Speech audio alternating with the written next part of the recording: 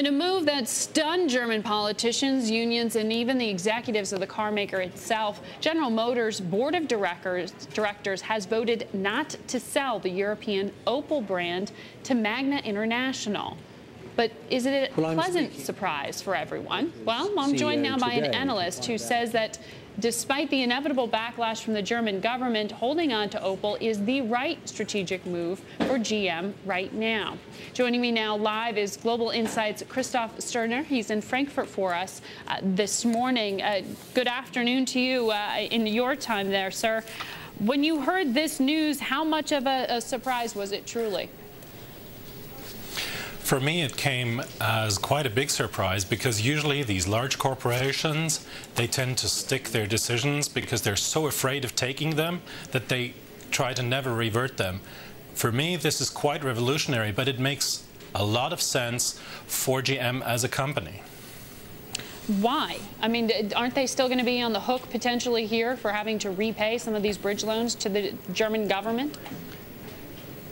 Well, actually, the European Commission opened a back door on that, because when the European Commission got the paperwork, they looked through the bidding process and they kind of had the impression that it was not an open process but a closed process.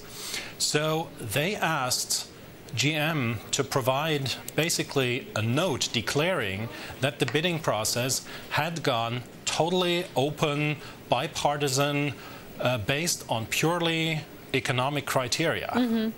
And that opened the discussion in the GM board. So where is GM going to get the cash to go ahead with the restructuring? I mean, Henderson said in the statement today that business has improved, the environment in Europe has improved, but has their financial situation improved to the extent that they can afford to do all of this restructuring? No, they can't without state money.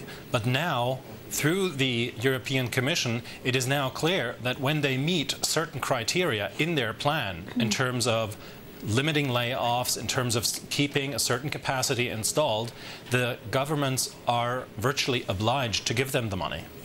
So how much of a blow is this for Magna? How much of a surprise was it for them?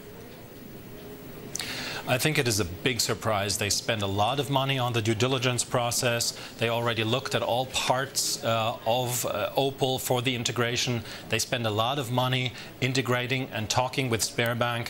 So for them, it was quite expensive, but Frank Stronach was very, very fair in his first statements. How much of a hangover is there potentially from burning this bridge, or at least hurting the relationship with Magna or with the unions or with the German government potentially here? Well, in that order, ascending, the German government is very, very disappointed because they now are kind of in an awkward position against the European Commission, and they have to put a lot of things right. The unions are fuming because they don't really like GM management, so they'll have to get to terms with them right from the start. In terms of other stakeholders, especially Magna, I think this will level out quite quickly. All right. Thank you so much for your insight. That is Global Insight's Christoph Stuermer. He's in Frankfurt for us live this afternoon.